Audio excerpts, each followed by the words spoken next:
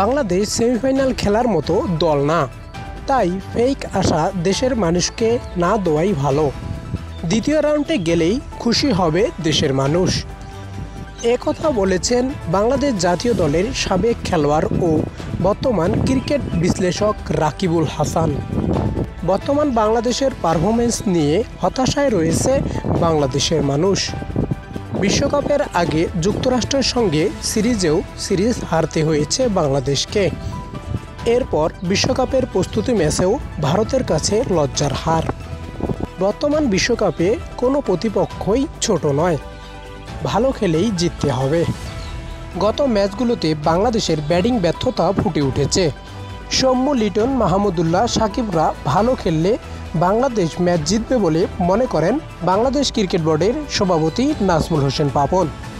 8 June সকাল 6:30 শ্রীলঙ্কার বিপক্ষে ম্যাচ দিয়ে বাংলাদেশের বিশ্বকাপ যাত্রা শুরু হবে।